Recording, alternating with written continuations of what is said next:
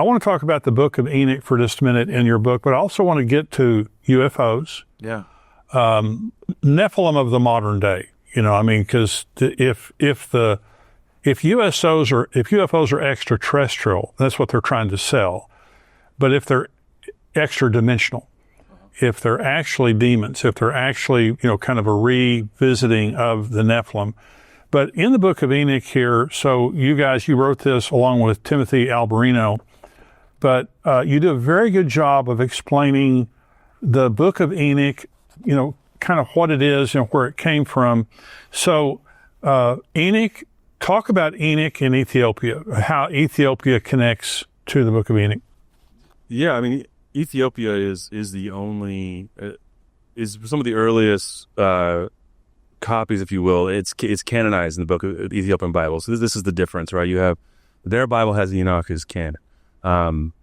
Quickly in history, what ended up happening was they were putting the Bible together, having councils. Not Nicaea. That's it's a wrong thing. Nicaea wasn't where they necessarily put the Bible together as we know it. But the 66 books as we know it is actually different than the Catholic Bible, for example, right, and different from the Ethiopian Bible. When they were putting the Bible together, they believed that the Enoch was actually lifting from 1 Peter and Jude, right? They're saying, okay, this is contemporary, because it's directly quoting these two books of the New Testament that are considered canon. This was all kind of blown away when they found the Dead Sea Scrolls in Qumran.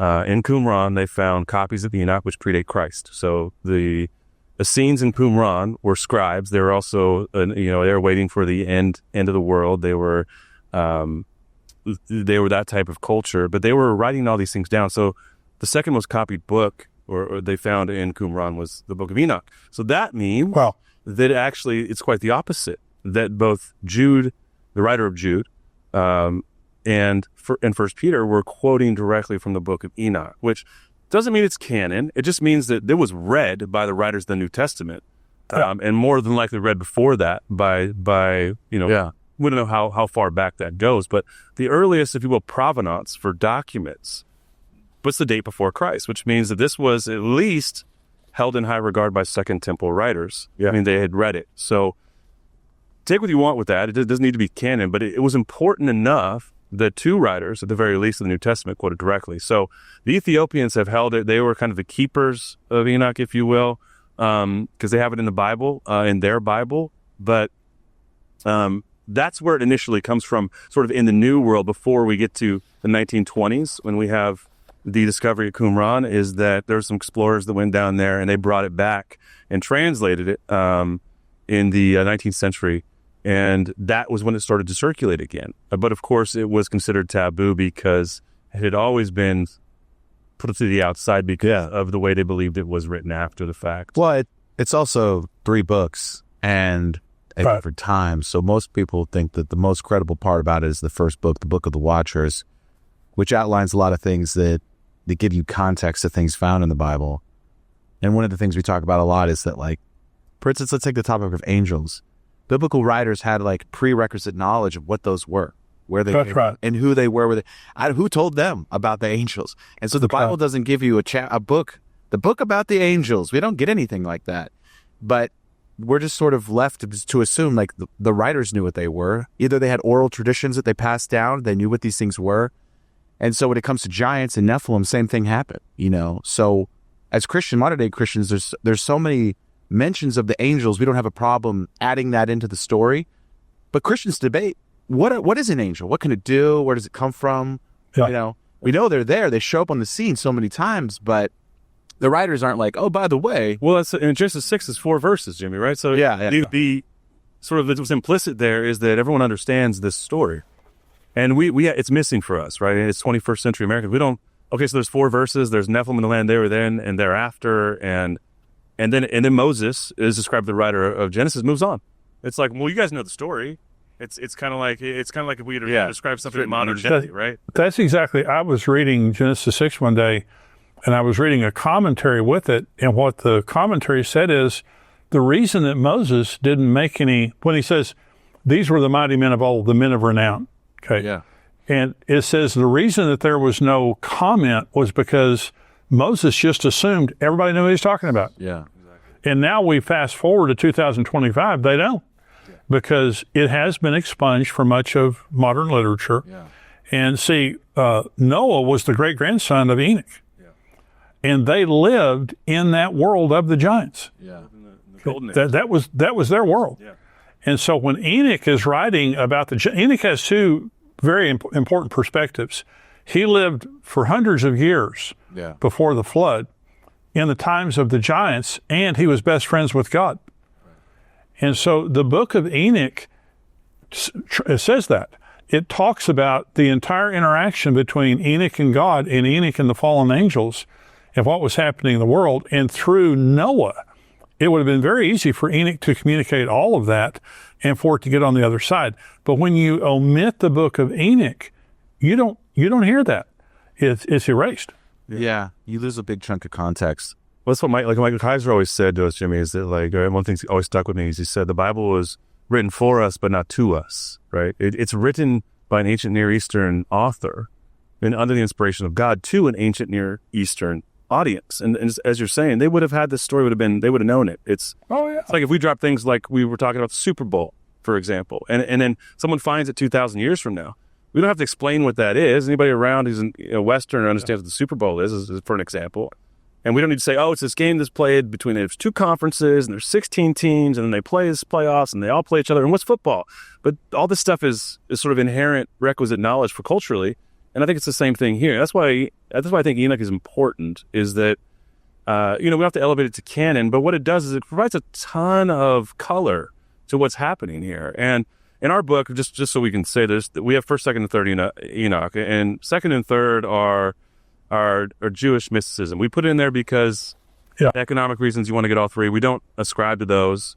As Nate said, there's about 3 parts to 1st Enoch, and the important part, really, oldest part, is the Book of the Watchers. Then you have the parables and the luminaries, which are talking about certain aspects of Enoch's experience in the heavens, etc. But really, the Book of the Watchers is the story, the expose on Genesis 6, and that is is the oldest portion and also the most relevant to our conversations around Genesis. Yeah, because you wouldn't really get any other. There's nothing else that can really give you an explanation of what the Nephilim are, where they come from, even why demons are here, where they come from. That's right.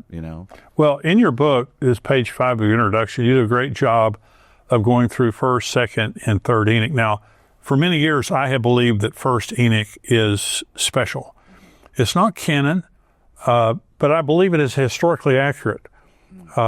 When you look at Enoch, it is consistent with reality. It's consistent with everything else that happened after the giants came.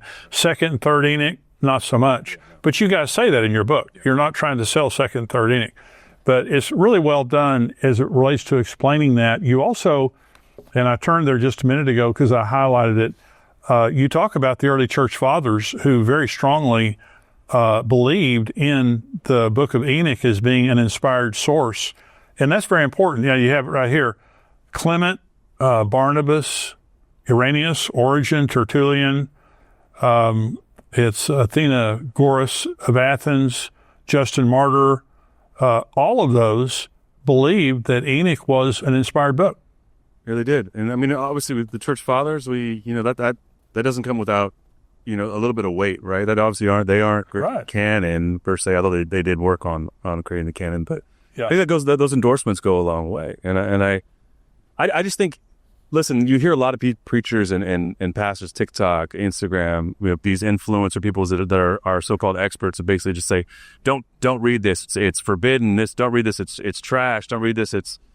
And I always find that really interesting. Like, there are so many other books also quoted in the Bible. Some we've lost to antiquity, but there's some that exist that the writers of the biblical narrative, they were all very well read. That's right. And when Paul's quoting things and when some of the early writers are quoting things, it's because it was something that not only was culturally relevant, but it was important enough to the story to reference. And even we can see that in the New Testament, right? Back to Jude and Peter. It was important enough for them to reference that because it provided this worldview that helped to understand, in this case, the days when Christ was dead and he's preaching to the angels in Tartarus, is what First Peter talks about. Right. And these were all things that they would have understood, and then they've been like, okay, yeah, I've read that, right? These are things that were most likely also read in temple. Yeah, I think a lot of people don't realize is that if you just lived then, you knew all the things like the Super Bowl, what a text message is, what an email is, all these things that we know as modern people. We don't waste any time explaining what these things are. We just know. And I think the ancients had the same way. They had a prerequisite knowledge. They had an understanding, a theological framework. And then they wrote the Bible through, and the books of Bible through that. And there was just like oral traditions, passed down things, and maybe some stuff that was told to them directly from God that, like we see it all throughout Scripture, like Moses gets communicated to. He's friends with God as well, and they're having conversations. I mean, it says that, that like he was talking to God like a friend. So it's interesting, and I think for our show is that we didn't just stay there. We've had a lot of people email us things, and they're like, I'm not going to come on your show, but, when I was a kid, we had the universities come to our house because we were digging out a basement and we came across these giant skeletons, things like that. Wow. Where we've tried to push the boundaries and to say, you can trust the Book of Enoch, or at least parts of the Book of Enoch, because people found this stuff forever. And absolutely.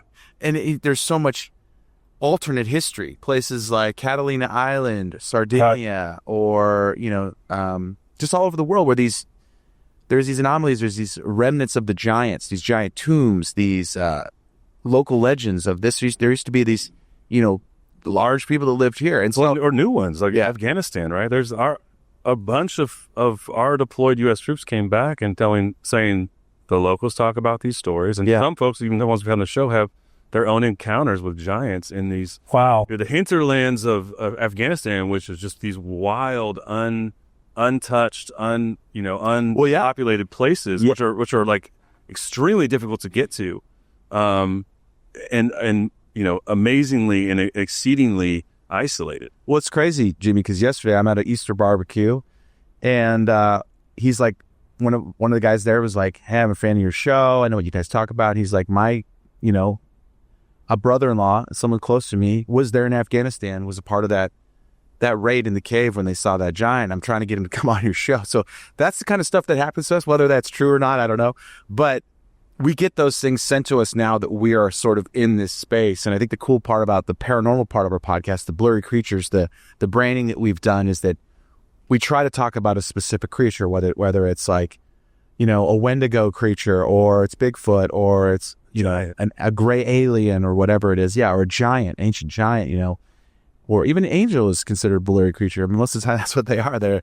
We don't know what they are. And so that's really the cool part of the show, is that it doesn't just stay with like, arguing about like sort of this history that's been kind of swept under the rug. We try to pull out the literal bones and say, look, we did a whole episode on Glen Rose, Texas, which was really interesting. You have these giant footprints, absolutely, in with dinosaurs, actually, like concreted into the soil, and you go there and you fossilized. I like concrete in the soil. Well, you know what I'm saying, like fossilized in the soil, but it's like just like concrete. They're there and they're massive, and along with dinosaurs. But in the 80s, what did they do? They chipped out the human footprints. Yep.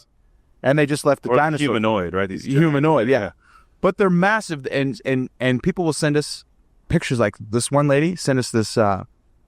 She was buying rock out of a quarry, and there's this massive footprint in this, piece of stone. And we were trying to get it from her. Like, please send it to us. We're going to put that in our studio. But it's this huge 18-inch track, right? That's just clear as day, like someone walking through the mud. And we post that stuff all the time. And there's footprints in, fossilized all over the world giant tracks. So we look at this from like 50 different angles. It's not, the Book of Enoch is just one part of proving that this whole history of giants was a thing. And there's got to be an origin story for the giants. Yeah. There's got to be an origin story for a lot of the things. And that's the hard part about modern day Christians, is they don't have an origin story for demons. They don't have an origin story for angels. We just kind of loosely get our human origin story, which is still hotly debated, of like, okay, what was was Garden of Eden? Was it an actual place? Was it, is this just a mythological way of explaining human origins? Is there actually a garden? And that's the hard part of modern day Christians trying to explore these topics, is we don't have a lot of cohesive consensus on a lot of things. Basic theology is to start. Yeah.